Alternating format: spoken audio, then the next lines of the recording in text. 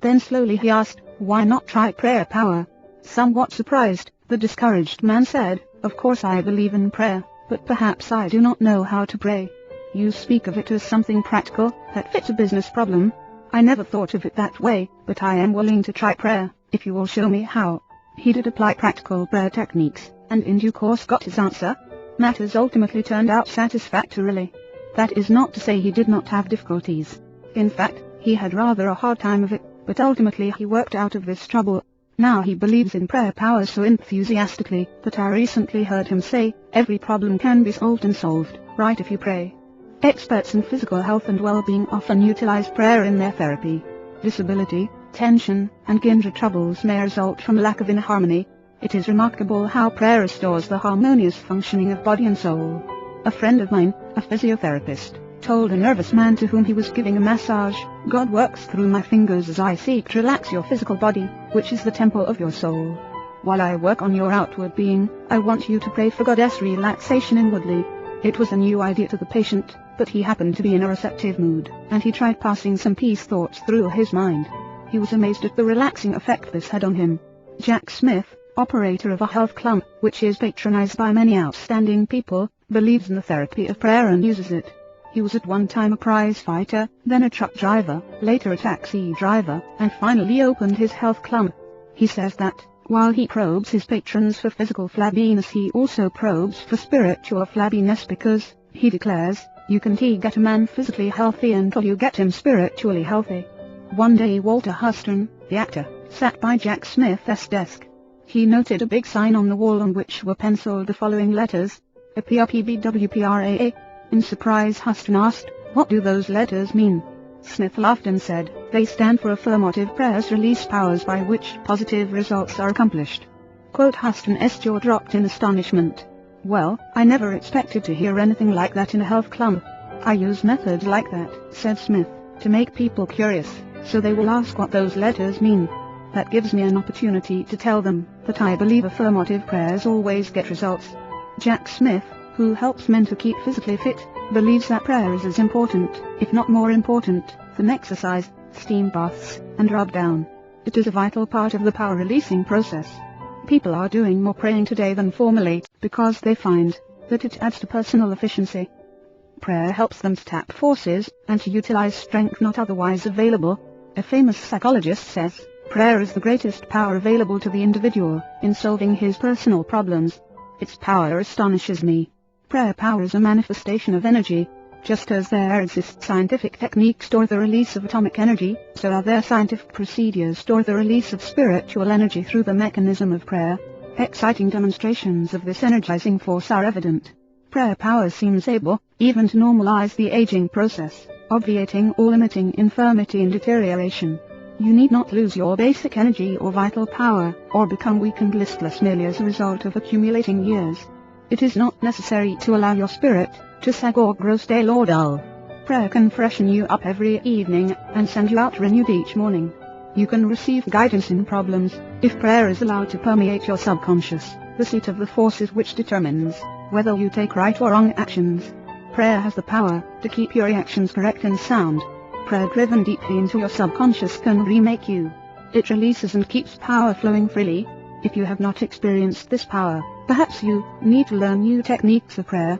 It is well to study prayer from an efficiency point of view. Usually the emphasis is entirely religious, though no cleavage exists between the two concepts. Scientific spiritual practice rules out stereotype procedure even as it does in general science. If you have been praying in a certain manner, even if it has brought you blessings, which it doubtless has, perhaps you can pray even more profitably by varying the pattern, and by experimenting with fresh prayer formulas.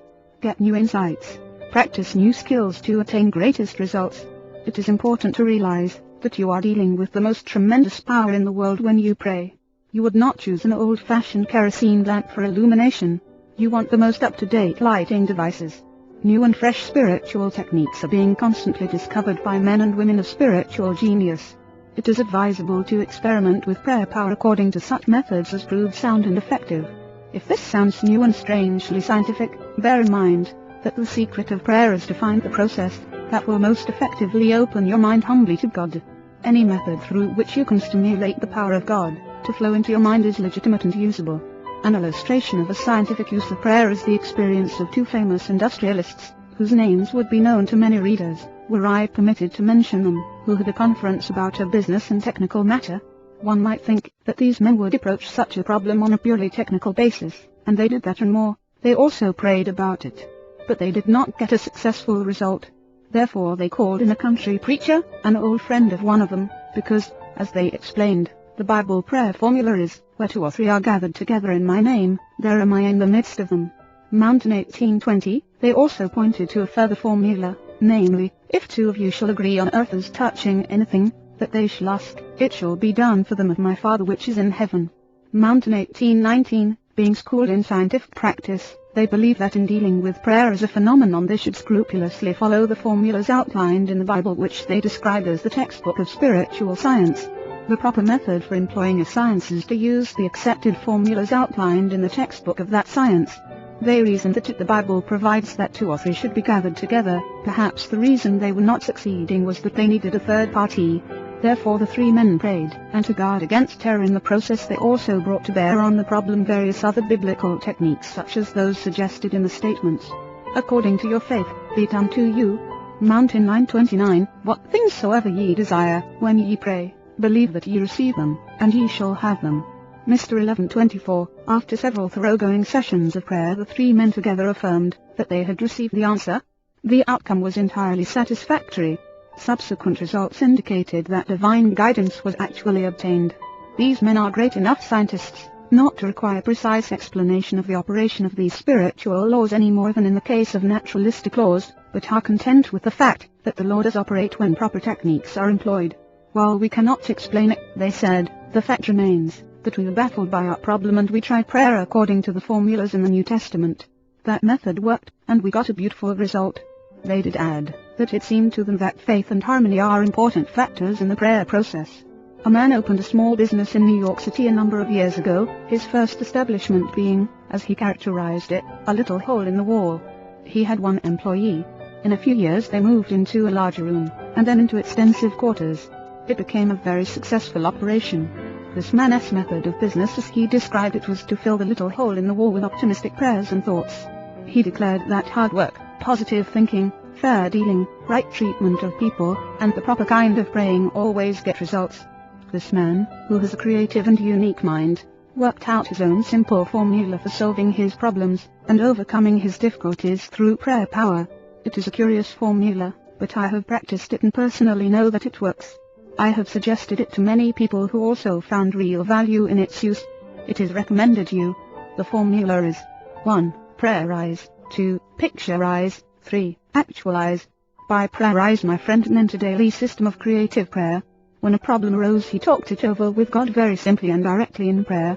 Moreover, he did not talk with God as to some vast and far-off shadowy being, but conceived of God as being with him in his office, in his home, on the street, in his automobile, always nearby as a partner, as a close associate. He took seriously the biblical injunction to pray without ceasing.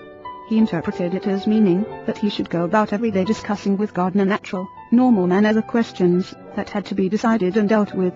The presence came finally to dominate his conscious and ultimately his unconscious thinking. He prayerized his daily life.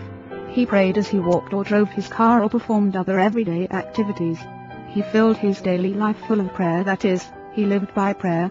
He did not often kneel to offer his prayers but would, for example, say to God, as to a close associate, "What will I do about this, Lord?" or "Give me a fresh insight on this, Lord."